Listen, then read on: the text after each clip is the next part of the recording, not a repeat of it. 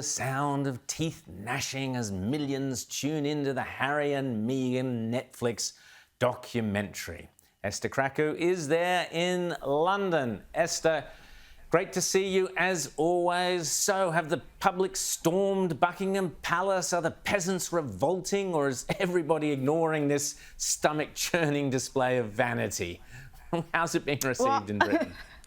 Well, it's actually very calm in London today. Freezing, but calm. So it's safe to say that all hell has not yet broken loose, because Meghan and Harry have decided to reveal a tell-all documentary, which, to my knowledge, really doesn't tell very much that we didn't already know. But, you know, that's the way these things go. Well, Esther, we're going to have a look at a bit of it in a second, but I'm intrigued by you saying that it's freezing there in London. And this is... probably a new version of Al Gore's law. I don't know if you're familiar with Al Gore's law, but Al Gore's law is wherever Al Gore goes to hold the global warming conference, the weather is unseasonably cold wherever he goes. I think we've now got Harry and Meghan's law. Whenever these climate lovies drop a doco or whatever, it'll be freezing in London. So get used to it. It's freezing in London because Harry and Meghan have dropped their doco.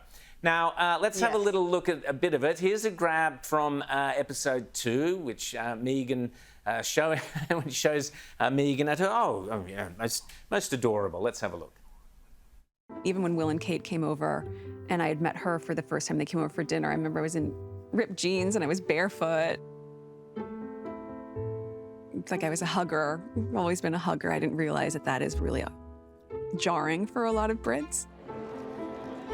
I guess I'd started to understand very quickly that the formality on the outside carried through on the inside. That there is a forward-facing way of being. And then you close the door and you go, oh, great. Okay, we can relax now.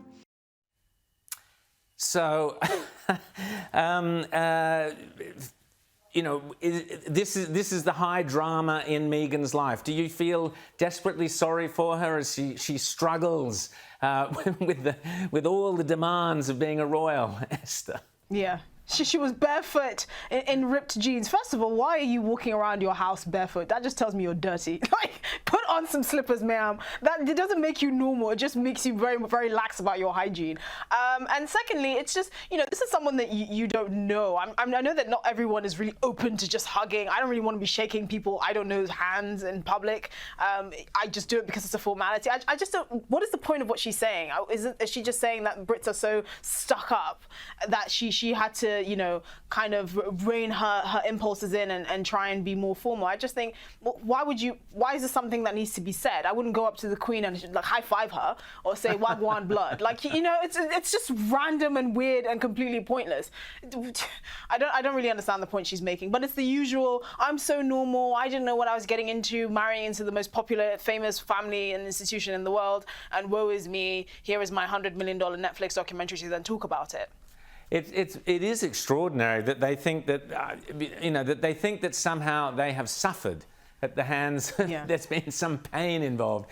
What about Harry's reference to his wife being like his mother, the late Princess Diana? You and I have discussed that before. What do you think the royal family will be making of all that?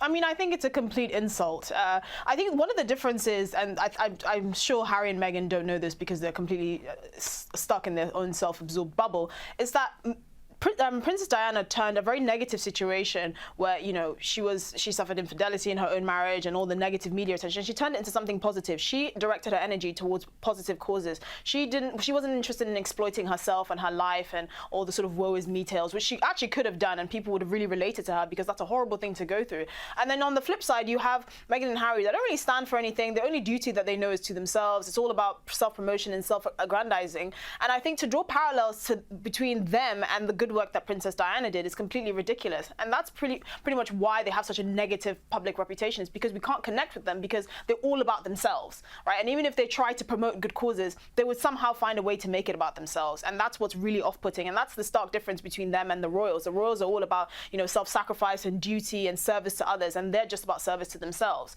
And so I think to draw a parallel between, you know, Meghan and Harry and Princess Diana is completely ridiculous. Let's just have another quick look at another grab from this while we're here. We may as well. Are you harming your family, Harry?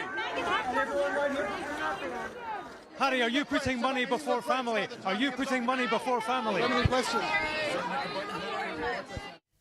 Oh, the rock star treatment, being hard-hitting questions.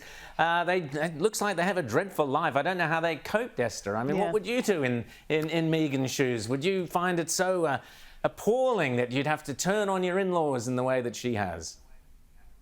I mean, I would level more of the blame at Prince Harry, because at the end of the day, sort of the royal family is not Meghan's family. She didn't grow up with them. I mean, looking at sort of her own relationship with her family, I don't think it's surprising that she's found it easier to distance herself from her in-laws and ostracize herself in this way. But it's more Prince Harry, because this is the family that you grew up with. This is the only family that you've known. And the Sky News reporter asked perfectly, you know, are you putting money before family? And he's objectively doing that, because at the end of the day, blood is thicker than water. And even though we see the sort of media circus that is the royal family, at the core of it, it's still a family, and there's still people at the heart of it, and there's still relationships that need to be maintained.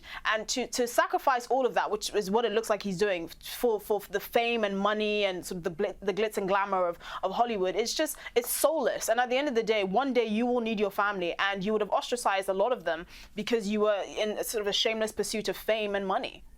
So, Esther, how are the Brits taking to this now? I mean, is this the final straw? We saw in the trailer kind of Prince William and Kate looking kind of daggers. It was all sort of as if there was some huge family feud and that was being beaten up. How are the British public responding? Are they bored with it now? Are they fed up? Or are they getting angry? Well, I think we do recognise that obviously as a Netflix documentary, it is dramatised, and Meghan and Harry are doing their best to sort of feed into that drama machine. Whether they think it's in their best interest in terms of PR and sort of their public image, that's on to them. The British public are genuinely kind of apathetic about this. We know that the royal family has endured worse, from Prince Andrew to, you know, the Queen's Annus Horribilis in the early 1990s. So, you know, there have been moments of utter turmoil in the royal family, and they've still sustained, they've still been maintained as a family today. So we just think this will blow over. We just want them to get it all over with. Harry's book to come out, them to get milk as many deals as they can from peddling the royal family's name, and then eventually it'll blow over because they'll have nothing else to offer, because they're not really people of repute or of any sort of standing, really.